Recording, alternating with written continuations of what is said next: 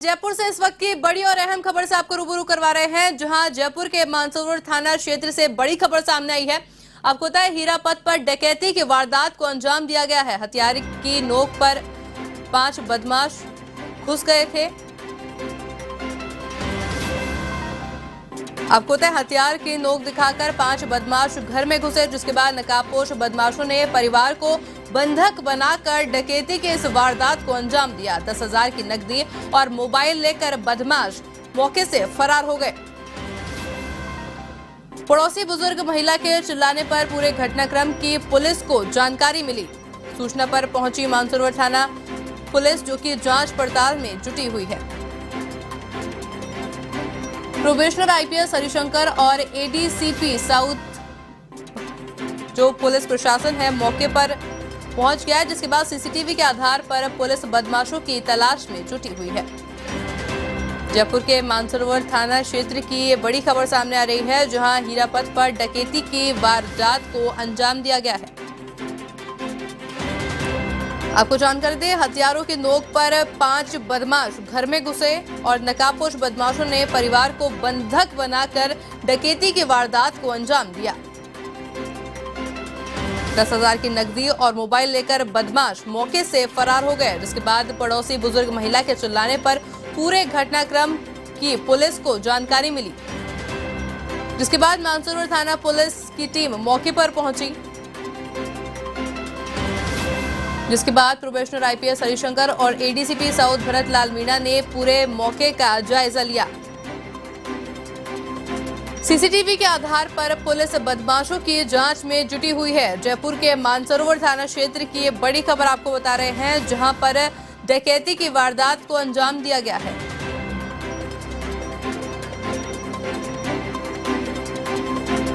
आपको जानकारी दे, धारदार हथियार दिखाकर बदमाश घर में घुसे, 5 बदमाश घर में घुसे और इससे डकैती की वारदात को अंजाम दिया गया।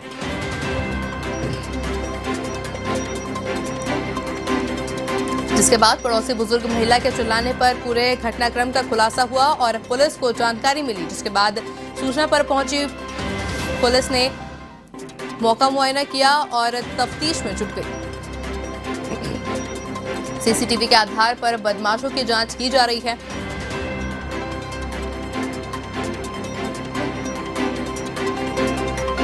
वहीं आपको बताएं, जयपुर के मानसरोवर थाना क्षेत्र से ये बड़ी खबर सामने आई है। इस खबर पर अधिक जानकारी के लिए हमारे साथ हमारे संवाददाता यादविंदर शर्मा फोन लाइन पर जुड़ चुके हैं। जी यादविंदर, देखिए, जयपुर के मानसरोवर इलाके में डकैती की वारदात को अंजाम दिया गया है, क्या कुछ है पूरा मामला? देखिए आयुषी, बिल्कुल मानसरोवर थाना इलाके के ये हीरापत की घटना है। चूंकि रोड से सटा हुआ पूरा मकान है और यहाँ पर जो आसानी से डकैत एक मकान में घुसते हैं और रैकी करने के बाद करीब 5 जो बदमाश थे वो घर में घुसे और उन्होंने पूरे परिवार को बंधक बना लिया। बंधक बनाने के बाद यहाँ से जो करीब 10 से 15,000 रुपए की नकदी, आर्टिफिशियल ज्वेलरी, लैपटॉप और मोबाइल लूट करके यहाँ से फरार हो गए। बदमाश जो थे उन्होंने नकाब पहना हुआ था। नकाबपोश बदमाश ये हथियार की नोक पर घर में घुसे थे और उन्होंने परिवार को बंधक बनाया, जिसमें उनके हाथ पैर बांध दिए और मुंह पर टेप चिपका दिया। टेप चिपकाने के बाद इन्होंने इस पूरे परिवार को एक ही कमरे के अंदर पटा लिया और उसके बाद वहाँ के दरवाजे, अलमारियों के लॉक तोड़ा और वहां से नकदी के लिए उनको एक्सटॉर्शन किया। लेकिन जब पता चला कि ये इनके घर में कुछ नहीं है, तो यहाँ से जो आनंद फानन में जो भी सामान मिला वो यहाँ से माल समेट करके ये सभी बदमाश थे ये फरार हो गए। बड़ी बात ये भी है कि टारगेट जो था, हमें जो सूत्रों से जानकारी मिली है उसमें ये बात सामने आई है कि जो बदमाशों का जो टारगेट था, डकैतों का जो टारगेट था, वो ये मकान ना होकर दूसरा मकान था। चूंकि जिस मकान में डकैती चली है ये एक रिटायर्ड मजिस्ट्रेट हैं, अभी फरवरी 2021 में रिटायर्ड हुए थे, राजेश नारायण, और उनका जो बेटा घर में थे। लेकिन जो डकैतों का जो टारगेट था वो पड़ोसी का मकान था, जो कि कर्नल का मकान था। क्योंकि गलती वश ये जो डकैत थे ये इस रिटायर्ड मजिस्ट्रेट के मकान में घुस गए, जबकि उनका टारगेट कर्नल का मकान था। चूंकि उन्होंने 1 घंटा रैकी की, रैकी करने के बाद जब यहाँ की महिलाओं को बड़ी बड़ी ज्वेलरी पहनते हुए देखा तो इसलिए उन्होंने ये टारगेट बनाया और 1 घंटे तक रैकी की। लेकिन अंधेरा होने की वजह से संभावना जताई जा रही है कि जो डकैत जो थे वो गलत मकान में घुस गए। क्योंकि जब मकान में घुसे ये बदमाश तो उन्होंने सबसे पहले जो यहाँ मौजूद जो रिटायर्ड जो मजिस्ट्रेट थे राजेश नारायण, उनकी कनपट्टी पर पिस्टल टांग दी। पिस्टल तानने के बाद उन्होंने पूछा कि तुम कर्नल हो और तुम आर्मी में हो, तुम्हारी पत्नी कहाँ गई है, इस तरह की बात पूछी। तो कर्नल ने बताया है कि वो आर्मी में नहीं है, आर्मी में जो है उनका पड़ोसी है, वो कर्नल है, उसके वो पड़ोस का ही मकान है। ऐसे में जो बताया, संभावना ये जताई जा रही है कि जो उनका जो टारगेट था बदमाशों को, कर्नल का मकान था, लेकिन गलतीवश इस मकान में घुस आए।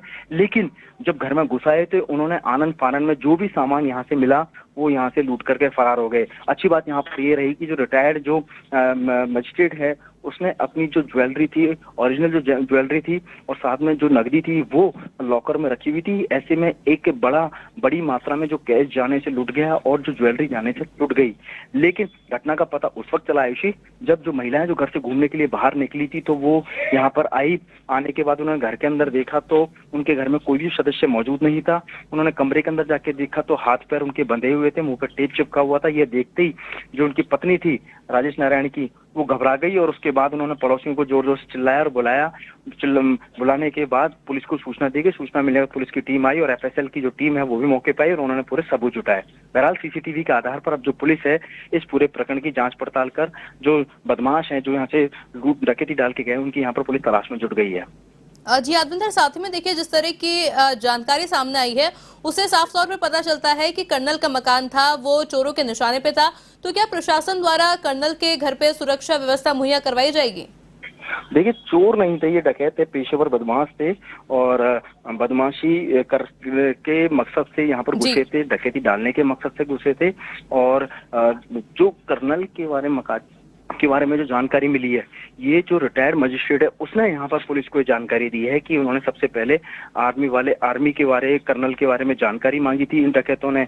ऐसे में ये संभावना जताई जा रही है कि क्योंकि मकान पड़ोसी का है, कर्नल का मकान है, तो संभावना ये जताई जा रही है कि टारगेट जो था डकैतों का वो कर्नल का मकान था। हालांकि उस घर की जो महिला है, जो कर्नल की जो घर में जो महिलाएं रहती हैं, हमें जो जानकारी मिली है सूत्रों से, उसमें ये बात सामने आई कि महिलाएं भारी ज्वेलरियां जो है वो पहनती है, गले में एक बड़ी मोटी चैन पहनती है। तो ऐसे में शायद डकैतों ने आसपास रैकी की और रैकी लंबे समय से चल रही थी, तो ऐसे में उन्होंने सोचा कि क्यों इस मकान में भारी मात्रा में ज्वेलरी हो सकती है, पैसे वाले हो सकते हैं।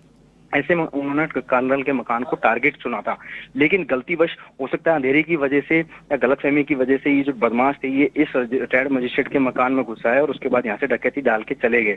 आनंद फानन में जो भी मिला, जो भी सामान मिला, क्योंकि ज्वेलरी नहीं थी, आर्टिफिशियल ज्वेलरी थी, लैपटॉप्स थे, पुलिस को संपर्क ना कर सके। ऐसे में एक मोबाइल, दो उनके जो पूरे परिवार में जो उनके पिता और जो बेटा वहां पर आदित्य नारायण वो मौजूद था, उसकी मोबाइल को लूट करके यहाँ फरार हो गए। तो ऐसे में ये घटनाक्रम जो था गलतीवश ये माना जा सकता है कि इन डकैतों के टारगेट पर आया, लेकिन टारगेट का जो निशाना अभी तक सामने आया वो कर्नल का मकान था। बहरहाल पुलिस इस पूरे प्रकरण को लेकर के अब जांच पड़ताल कर रही है और सीसीटीवी खंगाल रही है कि पूरे इलाके के अंदर कि जो सीसीटीवी लगे हुए हैं उसमें किस तरह की तस्वीरें कैद हुई है, बदमाशों ने कितने दिन पहले रैकी की और वारदात को अंजाम देने से पहले कितनी बार रैकी की।